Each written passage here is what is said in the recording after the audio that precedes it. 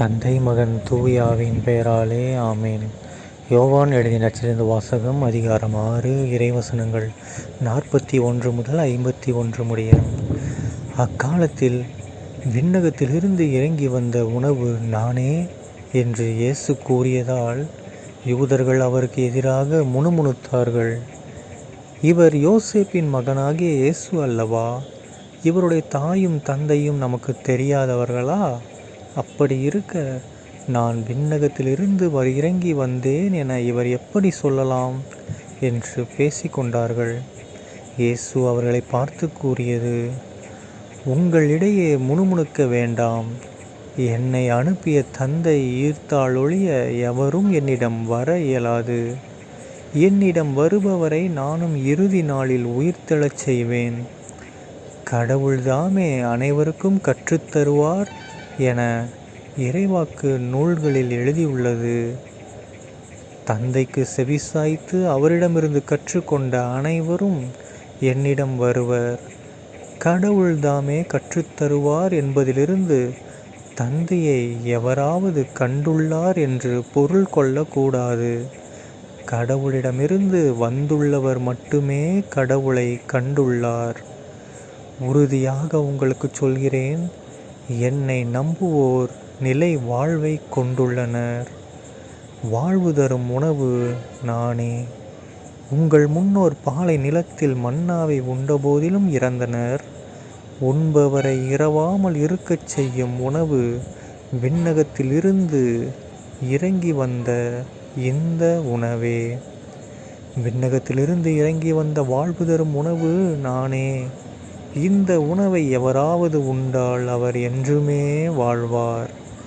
எனது சதையை உணவாக கொடுக்கிறேன்.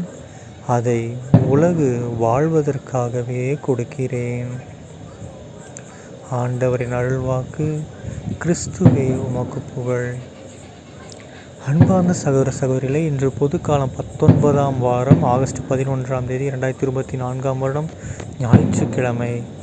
இந்த நற்செய்தியை பாரு, நம்ம இயேசு கிறிஸ்து ஆண்டவர் நமக்கு என்ன சொல்கிறாரு?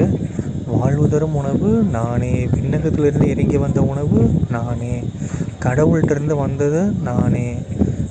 நான் சொன்னாதான் உங்களால் கடவுள்கிட்ட போக முடியும். கடவுளை பற்றி கடவுள்கிட்ட கற்றுக்கிட்டவங்களால் மட்டும்தான் கடவுளை பற்றி அறிவிக்க முடியும். அப்படி இப்படின்னு நிறைய விஷயங்கள் எடுத்துரைக்கிறது மூலமாக நமக்கு என்ன சொல்ல வர்றாரு அப்படின்னா, அவர் தான் கடவுள். கடவுள் மூலமாக கடவுளே மனிதராக இறங்கி வந்தார். அந்த மனிதர் தன்னையே நமக்கு உணவாக தரப்போகிறாரு, தந்துட்டார் அப்படிங்கிற விஷயத்தை தான் எடுத்துரைக்கிறாங்க. அதுவும் அந்த உணவு எப்படியா? சாவை எதிர்க்கிற உணவு. ஓகேங்களா? நாம் உடலளவில் செத்தாலும் இறந்தாலும் நாம் உட்கொள்கிற நற்கரணை என்ன? அது ஆன்ம உணவு. நம்முடைய ஆன்மா அழியாமல் விண்ணகத்துக்கு போய் சேரணும் அப்படின்னா அந்த உணவு நாம் பெற்றுக்கொள்ள வேண்டும். ஓகேங்களா? ஸோ இயேசு கிறிஸ்துவின் மூலமாக மட்டும்தான் நாம் கடவுளை அடைய முடியும், விண்ணகத்தை அடைய முடியும். இல்லைன்னா நம்மளால் எதுவும் முடியாது. ஓகேங்களா? என்ன தலையிலால் ஒன்றும் முடியாது. ஸோ கடவுள் மனசு வச்சா மட்டும்தான் நம்மளால் கடவுளை பற்றி அறிய முடியும். அதுக்காக தான் இயேசு நமக்கு மீட்பராக இந்த பூமியில் பிறந்து தன்னுடைய உடலையே நமக்கு உணவாக கொடுத்துட்டார். ஓகேங்களா? நான் சொல்லலை, அவரே தான் சொல்லியிருக்காரு. இந்த உணவை எவராவது உண்டால் அவர் என்றுமே வாழ்வார்ன்றார். நீங்களே சொல்லுங்களேன். ஆன்ம உணவு. அந்த உணவை நம்ம சாப்பிட்டோம்னா இறந்த பின்னாடியே நம்முடைய ஆன்மா விண்ணகத்தில் சந்தோஷமாக வாழும். ஓகேங்களா? நாம் அந்த உணவை வாங்கணும்னா என்ன பண்ணணும்? உரிய பாவ சங்கீதனை செய்யணும். பாவம் இல்லாத தூயவனாக இருந்தால் தான் அந்த உணவை வாங்க முடியும். கரெக்டுங்களா?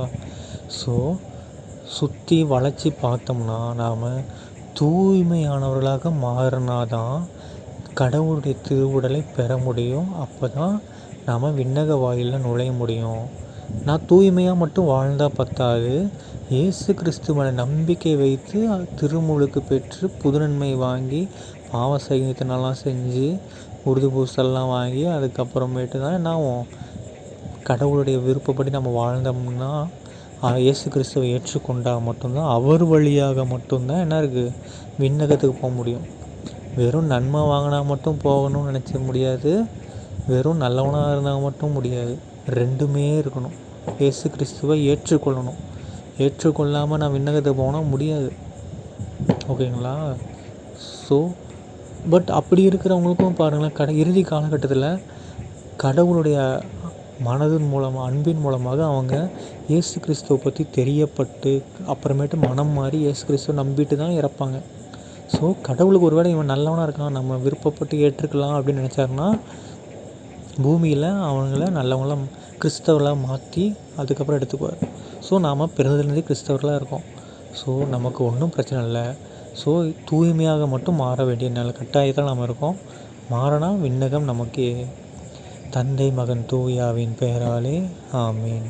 இயேசுக்கே புகழ், இயேசுக்கே நன்றி, மரியே வாழ்க. இயேசுவின் ரத்தம் ஜெயம், ஹல்லேலூயா, பிரைஸ் த லார்ட்.